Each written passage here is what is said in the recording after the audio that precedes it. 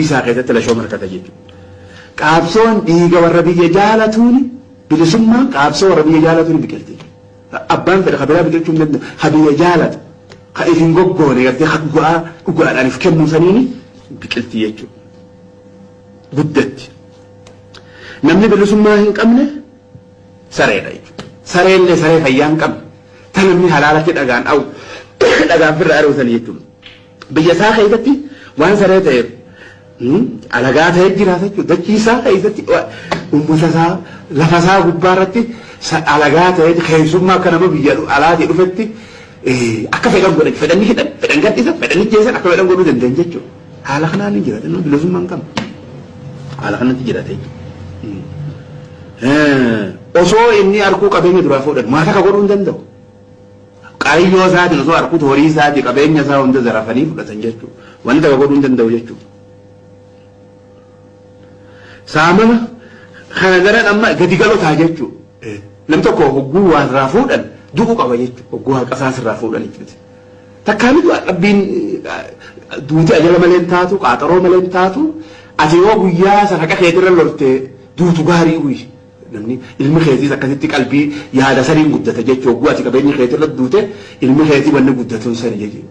Yoo ati qalbii cafa agarsiifte yoo ati sodaa agarsiifte akkasumatti guddata jechuudha.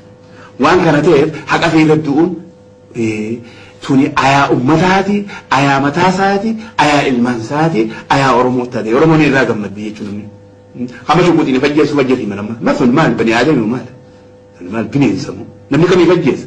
Maal nama jadura isaa osoo hin dhayin amma dhiyoo sana shukuutiin mataa fedhee jedhu kan obbo Bidiyoo tokko maaf dhawa? Amma ilmaan isaa akkam ta'an namni laaluun jiru osoo immoo inni guusa nafjeessan dhayee ajjeesanii namni na haafi jechuudha. Arra namni kubba qabuun jiru itti fajjeessa jedhu. Dhaqeeti makiinaa keessaa shukuutii fudhatee fi gadhiise. Hangasi maal nama jadura hin dhayin hogguusan sila dura dhayee qoman lakkaa'e fedhan haa ajjeesanii fedhan badala isa ajjeesu. Akkasitti gaa duuba bilisummaan ni barbaachifti jechuudha. Lolli bisaa keessatti lashoo markata jechuudha. Qaabsoon dhiiga warra biyya jaalatuuni bilisummaan qaabsoo warra biyya jaalatuuni biqilti. Abbaan fedha kabiraa biqilchuu hin danda'u. Ha biyya jaalatu ka ifin goggoone gartee bu'aa dhugaadhaan if kennuu saniini biqilti jechuudha. Guddatti. Namni bilisummaa hin qabne sareedha jechuudha.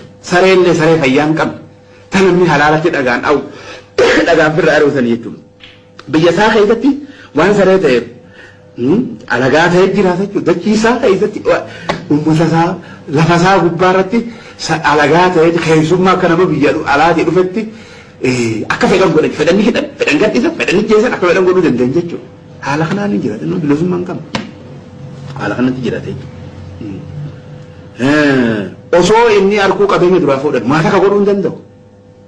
Qayyoo isaatiin osoo harkuu horii isaatii qabeenya isaa hunda zarafanii fudhatan jechuudha. Wanni takka godhuu hin danda'u jechuudha. Saamama kana daran amma gadi galotaa jechuudha.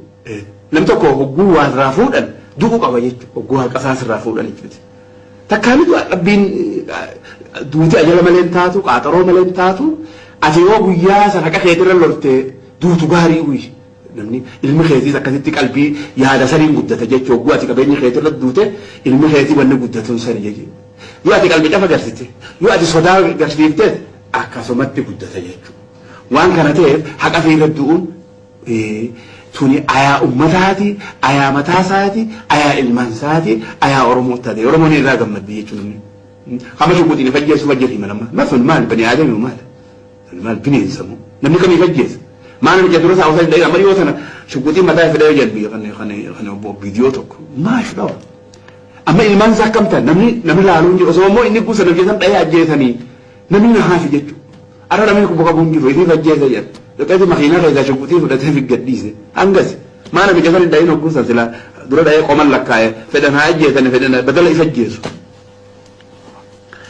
Akkasitti gaa duuba bilisummaan ni barbaachifti jechuudha. Lolli bisaa keessatti lashoo markata jechuudha. Qaabsoon dhiiga warra biyya jaalatuuni bilisummaan qaabsoo warra biyya jaalatuuni biqilti. Abbaan fedha kabiraa biqilchuu hin danda'u. Ha biyya jaalatu ka ifin goggoone gartee bu'aa dhugaadhaan if kennuu saniini biqilti jechuudha. Guddatti. namni bilisummaa hin qabne sareedha jechuudha. Sareenlee saree fayyaa hin qabne tan namni halaalatti dhagaan dhawu dhagaan firra ari'uusan jechuudha.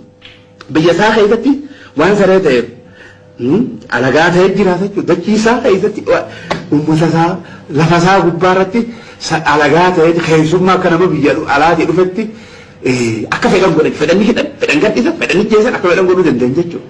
Haala kanaan ni jiraata inni bilisummaa hin qabne. Haala kanatti jiraata jechuudha. Osoo inni harkuu qabeenya duraa fuudhan maata akka godhuu hin danda'u. Qaayyoo isaatiin osoo harkuu horii isaatii qabeenya isaa hunda zarafanii fudhatan jechuudha. Wanni takka godhuu hin danda'u jechuudha. Saamama kana daran amma gadi galotaa jechuudha. Namni tokko hogguu waan irraa fuudhan du'uu qaba jechuudha. Hogguu haqasaas irraa fuudhan jechuudha. Takkaanitu dhabbiin duuti ajala malee hin taatu qaaxaroo malee hin taatu ati yoo guyyaa sana haqa keetirra loltee duutu gaarii uyi. Namni ilmi keetiis akkasitti qalbii yaada saniin guddata jechuudha. Hogguu ati qabeenya keetirra duute ilmi keetii wanni guddatuun sani jechuudha. Yoo ati qalbii cafa agarsiifte yoo ati sodaa agarsiifte akkasumatti guddata jechuudha. Waan kana ta'eef haqa fi du'uun tuni ayaa ummataati, ayaa mataasaati, ayaa ilmaansaati, ayaa Oromootaati. Oromoon irraa gammaddi jechuudha. Hama shukuutiin fajjeessu fajjeetii malama. Mafun maal bani aadami maal? Maal bineensa moo? Namni kamii fajjeessa? Maal nama jedhu isaa osoo hin dhayin amma dhiyoo sana shukuutiin mataa fedhee jedhu kana viidiyoo tokko maaf dhawa. Amma ilmaansa akkam ta'an namni laaluun jiru osoo immoo inni guusa namjeessan dhayee ajjeesanii namni na haafi jechuudha. Ara namni kubba qabuun jiru ifi fajjeessa jedhu. Dhaqeeti makiinaa keessaa shukuutii fudhatee fi gadhiise. Hangas maana mijasanii dhayin hogguusan sila dura dhayee qoman lakkaa'e fedhan haa ajjeesanii fedhan badala isa ajjeesu.